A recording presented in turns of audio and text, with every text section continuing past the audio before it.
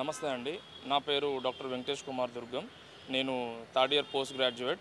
ఈరోజు ఇక్కడ మీ అందరి ముందుకు రావడం కారణం ఏంటి అని అంటే నీట్ పీజీ 2024-25 మెడికల్ ఆస్పిరెంట్స్ యొక్క షెడ్యూల్ కౌన్సిలింగ్ యొక్క అవకతవకల గురించి చెప్పడానికి వచ్చాను నేను. ముందుగా చాలామంది నీట్ పీజీ ఆస్పిరెంట్స్ ఎవరైతే మెరిటోరియస్ స్టూడెంట్స్ ఉన్నారో వాళ్ళు నాకు చాలామంది కాల్ చేయడం జరిగింది. సో వాళ్ళ ఇబ్బంది ఏంటనేది కన్వే చేశారు. ఫస్ట్ ఎక్కడ మిస్టేక్ జరిగింది అని అంటే మనకి నీట్ పీజీ 24-25 కౌన్సిలింగ్ అనేది నేషనల్ మెడికల్ కౌన్సిల్ నుండి మెడికల్ కౌన్సిలింగ్ కమిటీ అనేది మనకు ఎగ్జామ్ ఇక్కడ నీట్ పీజీది కండక్ట్ చేస్తారు. అలానే రిజల్ట్స్ కూడా ఇస్తారు. సో రిజల్ట్ టైంలో మనకి ఆల్ ఇండియా రౌండ్ 1 ఫస్ట్ అవుతుంది, తర్వాత స్టేట్ రౌండ్స్ అవుతాయి. ఆల్ ఇండియా స్టేట్ అయిపోయిన తర్వాత all India round 2 and state 2 rounds అవుతాయి. తర్వాత last all India round 3 state round 3 అవుతాయి. ఇక్కడ జరిగిన ఇబ్బంది ఏంటి అని అంటే మధ్యప్రదేశ్ అనే రాష్ట్రంలో స్టేట్ రౌండ్ 2 అవ్వాలి, అది అవ్వలేదు. అది అవ్వకుండా ఆల్ ఇండియా రౌండ్ 3 అనేది అన్ని స్టేట్స్లో కండక్ట్ చేశారు. ఇప్పుడు అక్కడ ఉన్న విద్యార్థులు ఎంపీ స్టేట్ విద్యార్థులు ఆల్ ఇండియా కోటా రౌండ్ 3లో సీట్స్ అన్నీ కూడా బ్లాక్ చేశారు. బ్లాక్ చేయడం వల్ల మిగతా విద్యార్థులందరికీ కూడా ఎఫెక్ట్ పడ్డది. ఎలా ఎఫెక్ట్ పడింది అని అంటే రిజర్వ్డ్ మెరిటోరియస్ స్టూడెంట్స్ ఏవైతే ముందుగా తీసుకోవాల్సిన బ్రాంచెస్ ఉంటాయో వాళ్ళు వెనుక ఉన్న స్టూడెంట్స్ అంటే వీళ్ళ ర్యాంక్స్ని బేస్డ్ బట్టి వీళ్ళు ముందే చూస్ చేసుకొని పెట్టుకున్నారు. సో ఇప్పుడు first, second, third rank, fourth rank ఇలా ఏదైతే సీట్స్ ఉంటాయో అందులో స్పెసిఫిక్గా వెనుక ఉన్న ర్యాంక్స్ వాళ్ళకి అవకాశం లేకుండా వీళ్ళు బ్లాక్ చేశారు. ఏంటి నష్టము అని అంటే అందరికీ యథావిధిగా స్టేట్ 2 రౌండ్ అవ్వాలి. స్టేట్ రౌండ్ 2 అవుతే ఈ ఏదైతే ఫస్ట్ 5 to 6 ర్యాంకర్స్ ఉన్నారో ఎగ్జాంపుల్గా, సో వీళ్ళు వాళ్ళ స్టేట్లోనే తీసుకునేవాళ్ళు. తీసుకుంటే ఈ వెనుక ఉన్న వాళ్ళకి ఇక్కడ చాలా అవకాశం ఉండేది. ఒక మంచి ప్లేస్ ఆఫ్ ఇన్స్టిట్యూషన్ కానీ కాలేజ్ కానీ ఉండేది. వీళ్ళకి ఒక మంచి సీట్, ఒక డిపార్ట్మెంట్ కానివ్వండి, ఒక బ్రాంచ్ కానివ్వండి, వాళ్ళు డిజర్వ్డ్ అయ్యే ఛాన్సెస్ ఉన్నాయి. సో ఇలా దాదాపుగా ఒక 188 నుండి 200 సీట్లు దాదాపుగా, ఓకే, అదొక అంచనా. సో దాదాపుగా ఈ విద్యార్థులు అనేది ఎంపీ స్టేట్స్ వాళ్ళు ఇక్కడ బ్లాక్ చేయడం జరిగింది. చేయడం వల్ల ఏమవుతుంది, ఆ వెనుక ఉన్న విద్యార్థులు అన్ని రాష్ట్రాల వాళ్ళు వేరియస్ స్టేట్స్లో ఉన్న విద్యార్థులందరికీ కూడా అవకాశం కోల్పోవడం జరిగింది. అందులో ఎలా కోల్పోవడం జరిగింది అంటే ఫస్ట్ వీళ్ళ మెరిటోరియస్ వల్ల ఉన్న వీళ్ళకి ఏదైతే సెకండ్ మెరిటోరియస్ వాళ్ళు ఉన్నారో ఈ సీట్ బ్లాక్ చేయడం వల్ల వీళ్ళకు కూడా ఛాన్సెస్ కోల్పోయారు. ఎవరైతే వేరే స్టేట్స్ వాళ్ళు ఉంటారో వాళ్ళు కూడా కోల్పోయారు ఈ ఆల్ ఇండియా రౌండ్ 3లో రావడానికి కోసం. ఇది ఒకటి. ఈ ఆల్ ఇండియా రౌండ్ 3 అనే రిజల్ట్స్ కూడా MP state round 2 results announce వీళ్ళ లిస్ట్ ప్రొవైడ్ చేసేసి వీళ్ళ రిజల్ట్స్ ప్రొవైడ్ చేశారు. సో ఇప్పుడు ఆ రిజల్ట్స్ ప్రొవైడ్ చేయడం వల్ల all India rounds results provide చేయడం వల్ల ఏమైంది, స్టేట్లో కూడా వాళ్ళు అర్హత పొందడం జరిగింది.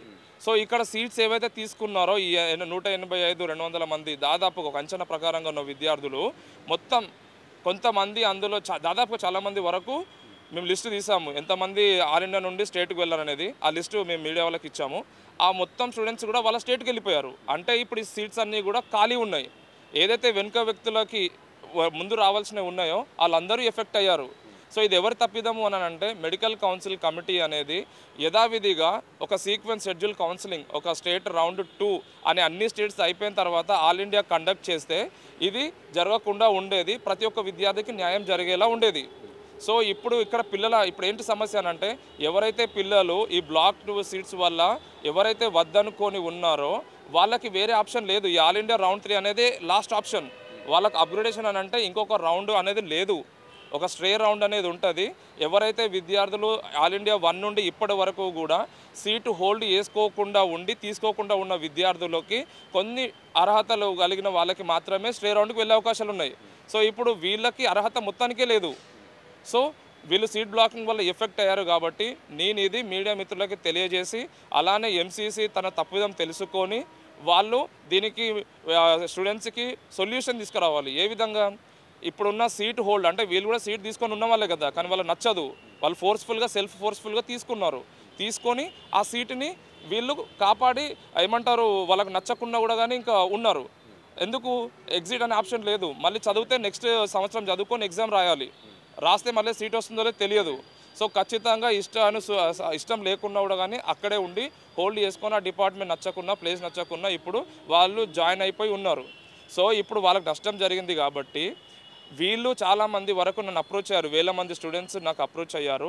వాళ్ళు ఏమంటున్నారు, ఇప్పటికైనా అవకాశం ఉంది, ఒక round special round all India round 3నే ఒక స్పెషల్ రౌండ్గా పెట్టి, లేదంటే దానికి రౌండ్ 4 అనే నేమ్ పెట్టి కొత్తగా ఈ వేకెంట్ ఉన్న సీట్స్కి ఎవరికైతే ఈ సీటు హోల్డ్ చేసుకొని జాయినింగ్ అయి ఉన్నారో వీళ్ళకి అర్హత ఇవ్వాల్సిందిగా మేము కోరుకుంటున్నాం. తర్వాత స్టేట్లో కూడా చాలామంది కూడా ఎఫెక్ట్ అయ్యారు, ఆల్ ఇండియాకి ఎంటర్ రాకుండా ఛాన్సెస్ తక్కువ కదా, మొత్తానికి లేకుండా అయిపోయింది. సో వీళ్ళను కూడా అలౌ చేయాలన్నట్టుగా మేము కోరుకుంటున్నాము. ఇది ఒకటి. లేదు అని అంటే ఈ సొల్యూషన్ ఇంకోటి ఏంటంటే రేపటి నుండి ఫిబ్రవరి 12 నుండి స్ట్రే రౌండ్, ఎవరైతే ఇక్కడ సీట్స్ లేకుండా ఎవరైతే ఎందులో పాల్గొనకుండా ఉన్న విద్యార్థులు ఉన్నారో వాళ్ళకి స్పెసిఫిక్గా ఈ రౌండ్ అనేది జరుగుతుంది. వీళ్ళ దాంట్లోకైనా కూడా కానీ అవకాశం ఇవ్వండి అని చెప్పేసి మేము కోరుకుంటున్నాము. ఎవరిని, ప్రెసిడెంట్ గారిని, తర్వాత ప్రైమ్ మినిస్టర్ గారిని, సెంట్రల్ హెల్త్ మినిస్టర్ గారిని, ఎంసీసీ ఎన్ఎంసీని, తర్వాత chief minister of all states, health minister of all states, health secretary of all states, DME of all states. వాళ్ళు కొంచెం ఇది తప్పిదం జరిగింది, ఈ తప్పిదం వల్ల ఏమవుతుందని అందరూ అడుగుతున్నారు. ఇప్పుడు నష్టం పడ్డ విద్యార్థులు నచ్చకుండా డిపార్ట్మెంట్ ప్లేస్ తీసుకొని లైఫ్ లాంగ్ వాళ్ళ కెరియర్ని కంటిన్యూ చేయాలి. సో ఇంతకుముందు ఎక్కడైనా కూడా కానీ ఎలక్షన్స్ కానివ్వండి, వేరే ఏ సబ్జెక్ట్ తీసుకున్నా కూడా కానీ తప్పిదం జరిగితే అన్ని రీఓటింగ్ చేస్తారు, రీఎలక్షన్ చేస్తారు, ఎగ్జామ్ కండక్ట్ చేస్తారు. ఇప్పుడు ఒక కాడ తప్పిదం జరిగినప్పుడు ఎందుకు న్యాయపరంగా ఆలోచించట్లేదు, కౌన్సిలింగ్ అయిపోగొట్టేసేసి ఈ తప్పిదాన్ని కప్పిపుచ్చుకుందామనే ఉద్దేశంలోనే ఎంసీసీ చూస్తున్నట్టుగా మాకు అనిపిస్తుంది. దీనికి మేము న్యాయపరంగా పోయినాం. ఎలా, ముందుగా ఎంసీసీకి చాలా మెయిల్స్ చేశాము. ఓకే, ఐఎంఏకి, ఇండియన్ మెడికల్ అసోసియేషన్కి రిక్వెస్ట్ పెట్టుకున్నాము. వాళ్ళు కూడా honourable central health minister JP Nadda గారికి కూడా అడ్రస్ చేయడం జరిగింది, పట్టించుకోలేదు. మళ్ళీ మేము ఏం చేసాము, న్యాయపరంగా వెళ్దాము, మాకు నష్టం జరిగిందని చెప్పేసి సుప్రీంకోర్టుకి వెళ్ళాము. 7వ తారీఖున మాకు కేసు డిస్మిస్ జరిగింది. అక్కడ వాదనలు అన్నీ కూడా తప్పిదంగా జరిగినాయి. అపోజిషన్ లాయర్ ఏమంటున్నారు, చాలా డిస్టర్బ్ అవుతుందండి, కాంప్లికేటెడ్ ఉందని అంటున్నారు. ఈ పిల్లలు నష్టపోయిన వాళ్ళ గురించి వాళ్ళు ఎవరు ఆలోచించట్లేదు. ఏం కాంప్లికేటెడ్ అయింది, ఇప్పుడు అక్కడ అందరికీ ఇదే లాస్ట్ రౌండ్, తర్వాత స్టేట్ రౌండ్స్ అయినాయి. స్టేట్ రౌండ్ వాళ్ళు స్టేట్ రౌండ్లోనే ఉంటారు, వాళ్ళకేం ఇబ్బంది లేదు. ఆల్ ఇండియాలో ఎవరైతే జాయిన్ అయిన వాళ్ళలో వాళ్ళకి ఇబ్బంది ఉందని అంటే వాళ్ళని అక్కడ ఉన్నామనండి. ఎవరైతే ఇబ్బందికరంగా ఉన్న స్టూడెంట్స్ ఉన్నారో, ఈ వేకెంట్ సీట్స్ ఉన్నాయో అవి కొత్తగా రౌండ్ పెట్టమని చెప్పండి. అదే round 4 all India round 3 special round పెట్టమనండి. అప్పుడు వీళ్ళందరూ సీట్ ఇది వదిలేసేసుకొని అందులో నచ్చితే వాళ్ళు తీసేసుకుంటారు కదా, వేరే బ్రాంచెస్, వేరే ప్లేస్. అది మేము రిక్వెస్ట్ చేసినాం. సో ఇంజస్టిస్ జరిగింది. ఇంతకుముందు సుప్రీంకోర్టు ఇప్పుడు మాకు డిస్మిస్ చేసింది, కానీ ఇంతకుముందు కూడా 22లో కూడా సుప్రీంకోర్టు ఇలానే ఒక రౌండ్ ముందు జరిగింది, ఒక మాపప్ రౌండ్ అనేది జరగాల్సింది, వెనుక ముందు జరిగితే కూడా అప్పుడు సుప్రీంకోర్టు డెసిషన్ ఇచ్చింది, ఈ కౌన్సిలింగ్ షెడ్యూల్ అనేది ఇట్లా తప్పు చేయొద్దు, ఇలా తప్పు చేస్తే దానికి శిక్షార్హులే, మళ్ళీ రీకండక్ట్ చేసి యథావిధిగా చేయండి అని ఇంతకుముందు 2022లో ఇది ఆర్డర్ ఇచ్చారు ఇక్కడ. ఓకే, సో ఈ సుప్రీంకోర్టు ఆర్డర్ ఎప్పుడు ఇచ్చారు, ఎవరిది మధ్య అంటే contempt petition civil diary number 3522/2022 in writ petition number 174/2022. Okay, in between ఎవరి మధ్యన అయింది, Samriddhi Nath others petitioners versus Suresh Chandra Sharma అనే వాళ్ళ మధ్యన జరిగింది. ఇది జరిగినప్పుడు కోర్టు ఇచ్చింది, this is to urge that is in the breach of the order of this court. So ఇది కోర్టుకి ఏమంటారు, ఆర్డర్ ఒకటి ఇస్తారు కదా, కౌన్సిలింగ్స్ అనేవి సరిగ్గా జరగాలనేది వాళ్ళకు రూల్స్ ఉంటాయి కదా ఫ్రేమ్స్వి, అవన్నీ కూడా కోర్టు రూల్స్ ప్రకారంగానే జరుగుతాయి. సో అలా జరగలేదు అని చెప్పేసి వీళ్ళకి అవకాశం ఇచ్చింది. మరి ఇప్పుడు ఈ స్టూడెంట్స్కి ఎందుకు ఇవ్వట్లేదని మేము క్వశ్చన్ చేస్తున్నాం. సో మాకు సుప్రీంకోర్టులో కూడా 7వ తారీఖు రోజు డిస్మిస్ అయింది. సో మేము జస్టిస్ మాకు కావాలని మేము ఈరోజు రివ్యూ పిటిషన్ వేయడానికి ఉన్నాము. అది అయిన వెంటనే మేము మీకు ఇన్ఫార్మ్ చేస్తాము.